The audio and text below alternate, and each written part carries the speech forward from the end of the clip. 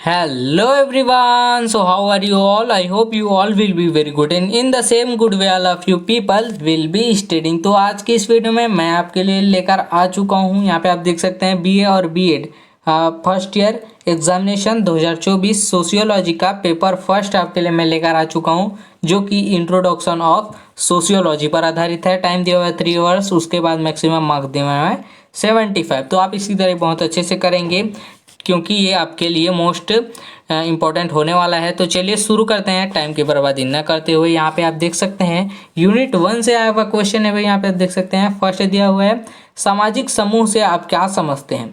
प्राथमिक एवं द्वितीयक की अवधारणा को स्पष्ट करते हुए दोनों में अंतर बताइए। सामाजिक समूह, जैसे समाज में एक समूह होता है, एक जाति का, एक वर्ग का, एक लिंग का, एक भेद का, बहुत चीज़ों का समूह होता है, ठीक है।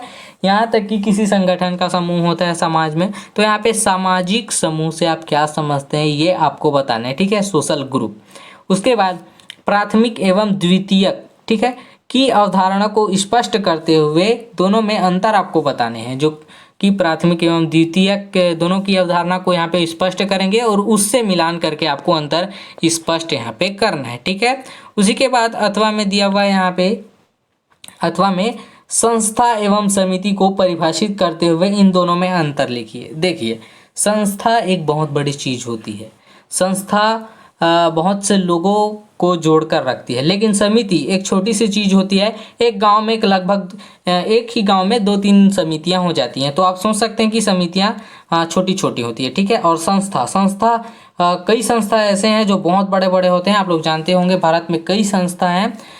छत्तीसगढ़ के एक बात लेते हैं, जैसे कि यहाँ पे रहते हैं एससी, ठीक है। तो एससी हो गए, जो कि उनके गुरु होते हैं गुरु घासीदास। तो वो हिंदू होते हुए भी मुंडन नहीं होते। तो ये क्या है, संस्था से जुड़े हैं। तो उस संस्था में उन्हें वो बताया जाता है। तो ये कहलाता है संस्था, जो कि बहुत बड़ी है। आप लोग जानते होंगे छत्तीसगढ़ में कितने हैं। उसके बाद यहाँ पे समिति को यहाँ पे मैंने डिफाइनाइट कर दिया है कि वो कितने छोटे होते हैं, आपके गाँव में देखने को मिल जाएंगे, ठीक है। तो यहाँ पे समिति कई प्रकार के हो सकते हैं। चंदा समिति हो सकते हैं, किसी गणेश भगवान को भी मढ़ाने के लिए समिति बनाया जाता है। आप लोग जानते होंगे, आपके गाँव में बनता होगा दुर्गा पूजा के लिए भी। उसके बाद यहाँ पे दोनों में अंतर आपको स्पष्ट करने हैं। उसके बाद यहाँ पे यूनिट 2 दिया हुआ है। यूनिट 2 से यहाँ पे दूसरा, परिवार से आप क्या समझते हैं। परिवार के प्रकारों की विवेचना आपको करनी है। तो ये आप जानते होंगे कि परिवार किसको कहते हैं, आप क्या समझते हो। परिवार के प्रकारों की विवेचना भी आपको यहाँ पे करनी है, ठीक है।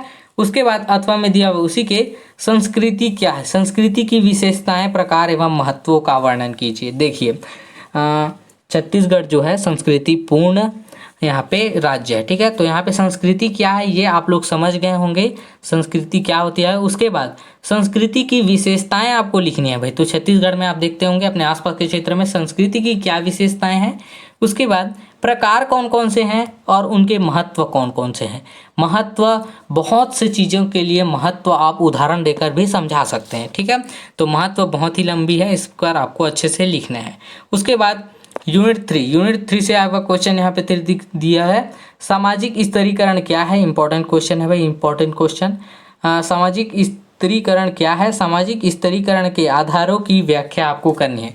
देखिए, सामाजिक स्तरीकरण क्या है ये फर्स्ट आपको बताना है। और साथ ही सामाजिक स्तरीकरण के आधार, यहाँ पे आधार आपको बेसिस पर यहाँ पे आपको कार्य करना है, उनकी व्याख्या आपको करनी है, ठीक है। उसके बाद उसी के अथवा में दिया हुआ है, सामाजिक गतिशीलता क्या है। सामाजिक गतिशीलता के प्रकारों की विवेचना कीजिए। यह भी इंपॉर्टेंट क्वेश्चन है, इसको भी नहीं छोड़ेंगे, ठीक है।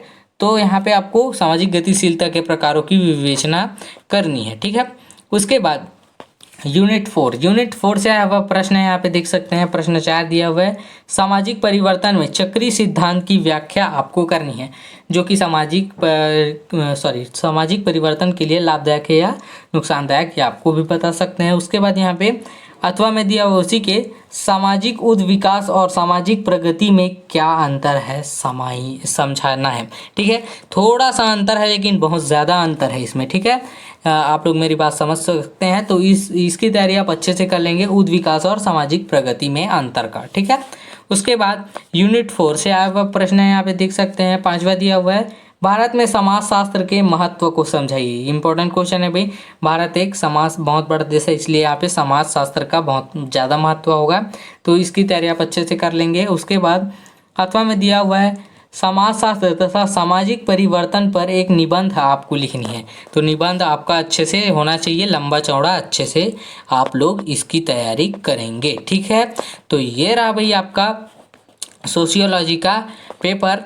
आई होप ये पूरा वीडियो आप लोगों के लिए यूज़फुल रहा होगा, और यूज़फुल रहा तो अपने दोस्तों को भी शेयर करें। और अगर आपको किसी विषय के प्रश्न पत्र की ज़रूरत है तो प्लीज़ कमेंट करें। और अगर हमारे चैनल में नए हैं तो इसी तरह के यूज़फुल वीडियो पाने के लिए हमारे चैनल को सब्सक्राइब करें। तो मिलते हैं इसी और यूज़फुल वीडियो के साथ में, तब तक के लिए थैंक यू।